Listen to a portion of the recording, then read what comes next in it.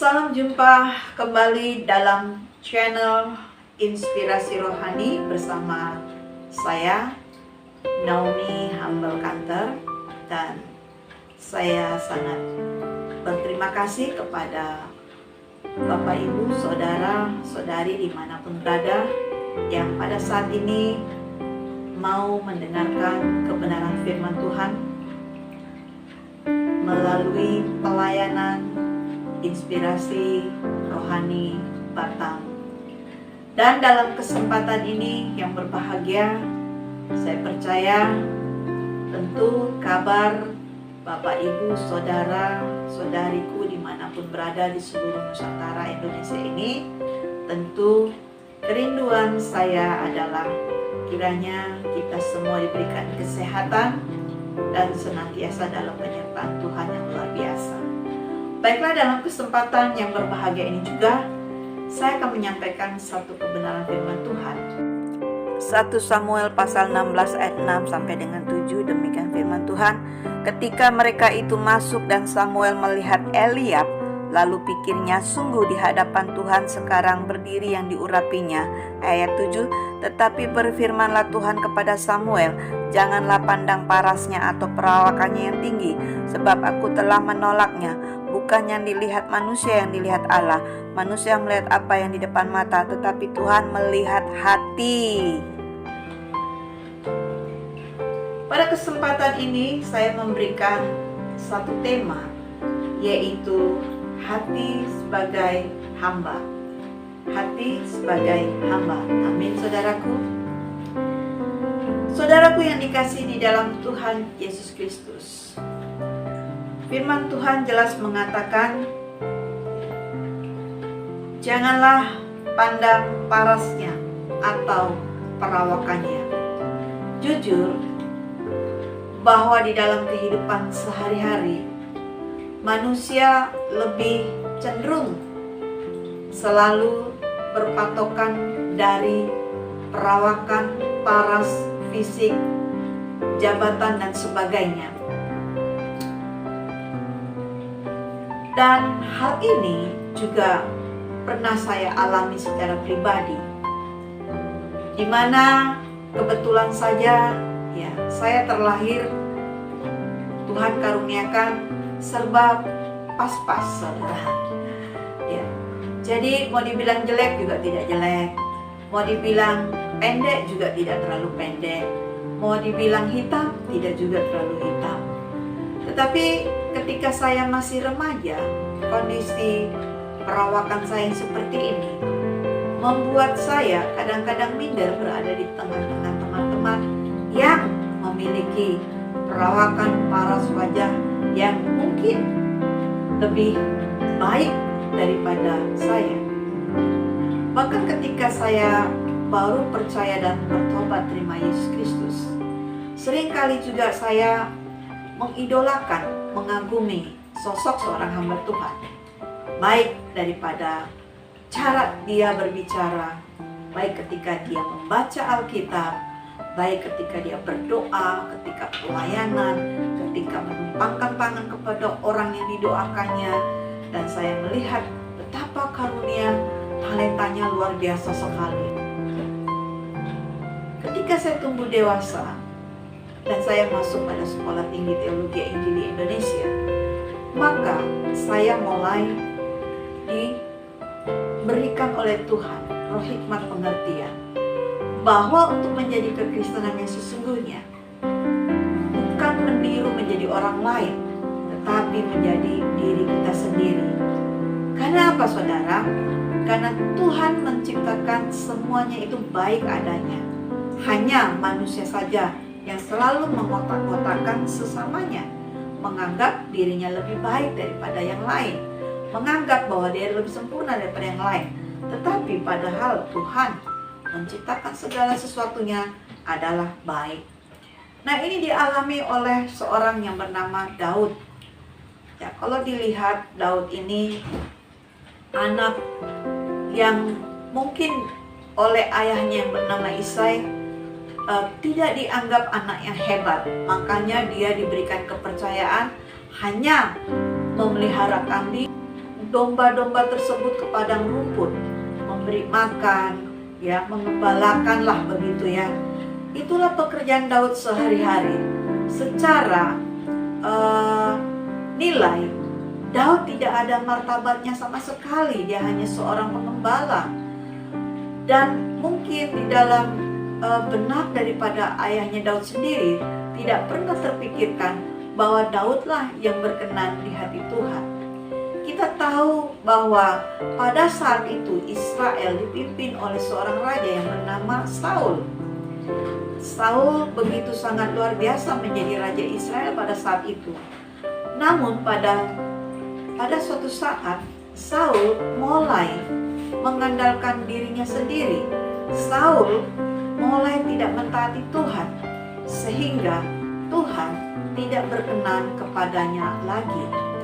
Dan Tuhan sedang mempersiapkan sosok seorang raja yang baru. Dan sebab itu dikatakan bahwa Tuhan memerintahkan Nabi Samuel, salah seorang putra daripada Isai, memiliki perawakan yang begitu bagus, mungkin tinggi semampai, dan memiliki mata yang tajam, dan mungkin memiliki keahlian dalam berperang. Beda dengan Daud, merasa bahwa inilah yang pas, yang tepat untuk diurapi menjadi raja pengganti Saul. Namun saudaraku yang dikasihi di dalam Tuhan Yesus Kristus, janganlah pandang parasnya atau perawakannya yang tinggi, sebab aku telah menolaknya. Samuel menghendaki Eliablah yang cocok menjadi pengganti Saul, tetapi justru Tuhan menolaknya. Mengapa? Karena Tuhan sudah mempersiapkan yang lebih baik daripada Eliab. Siapakah orang yang disiapkan oleh Tuhan? Tidak lain adalah Daud. Saudaraku yang dikasihi di dalam Tuhan Yesus Kristus, kita tahu bahwa seringkali manusia ketika melihat orang yang begitu memiliki perawakan yang luar biasa, ya, memiliki paras muka yang luar biasa, terkadang kita begitu sangat terkagum-kagum. Bahkan sekarang sedang ngetren, ya, drama-drama Korea, di mana artis dan aktornya begitu sangat cantik, sehingga seolah-olah kita pun kadang-kadang menginginkan memiliki postur tubuh atau wajah yang seperti mereka. Tetapi pada faktanya bahwa inilah diri kita apa adanya yang Tuhan ciptakan di dalam kehidupan kita. Karena menurut Tuhan, perawakan dan paras itu tidaklah penting. Tuhan menghendaki hati, terutama hati sebagai hamba, hati yang senantiasa haus akan kebenaran firman-Nya. Mengapa Samuel diperintahkan Tuhan mengurapi Daud? Karena di dalam Kisah Rasul 13 ayat 22, Rasul Paulus mencatat bahwa Tuhan berfirman, "Aku telah mendapat Daud bin Isai, seorang yang berkenan." Wow, saudaraku yang dikasihi di dalam Tuhan Yesus Kristus, siapapun Anda, kalau Tuhan sudah berkenan kepada Anda, itu adalah satu anugerah yang luar biasa yang tidak bisa kita beli dengan uang, saudara. Karena anugerah Tuhan adalah anugerah yang luar biasa. Bapak, Ibu, saudaraku yang dikasihi di dalam Tuhan Yesus Kristus, sebagaimana Daud yang tidak pernah terpikir menjadi seorang raja, tetapi justru Tuhan berkenan kepadanya. Lalu apa yang menjadi rahasia sampai Daud berkenan di hati Tuhan? Rahasianya adalah karena Daud senantiasa hatinya mencari Tuhan dan menyembah Tuhan. Rahasia yang kedua adalah Daud senantiasa mengandalkan Tuhan di dalam kehidupannya. Dan rahasia yang ketiga adalah Daud memiliki hati sebagai hamba, hati yang tulus, hati yang jujur, hati yang bersih di hadapan Tuhan. Sehingga karena itulah Tuhan berkenan kepada Daud. Percayalah saudara, ketika saudara memiliki hati yang tulus, hati yang bersih, hati yang benar-benar haus akan kebenaran firman-Nya, maka saudara ingat, Tuhan akan berkenan dalam kehidupan. Seperti di dalam kitab Amsal dikatakan, bahwa dari hati terpancar kehidupan. Ketika hati kita memiliki tempat yang kita isi dengan firman Tuhan dan Kristus bertata di dalamnya, maka memancarkan kehidupan, kemuliaan Kristus di dalam kehidupan kita, sehingga Tuhan berkenan atas hidup saudara. Bapak, Ibu, saudaraku yang dikasihi di dalam Tuhan Yesus Kristus, sehebat apapun pelayanan saudara dan saya, jika hati kita tidak sungguh-sungguh kepada Tuhan, namun hanya untuk kesenangan diri kita sendiri, maka itu hanyalah sebuah show, sebuah kemunafikan. Kita lihat banyak sekali hamba-hamba Tuhan ketika mulai jaya, ketika mulai dipercayakan gereja besar, ketika mulai dipercayakan jumlah jemaat yang begitu banyak, saudaraku, dia mulai tinggi hati, bahkan untuk melihat menunduk ke bawah sudah sulit. Dan seorang hamba Tuhan yang gerejanya sudah besar, jemaatnya banyak, namun ketika ia berjumpa dengan seorang jemaat, dia sangat malu untuk menyapanya. Dan ketika dia akan naik mimbar, turun mimbar, jemaatnya tidak melihat saudara. Dia sudah ada jalur khusus, pintu rahasia. Kenapa? Karena dia menganggap bahwa dialah lebih hebat daripada jemaat yang dilayaninya.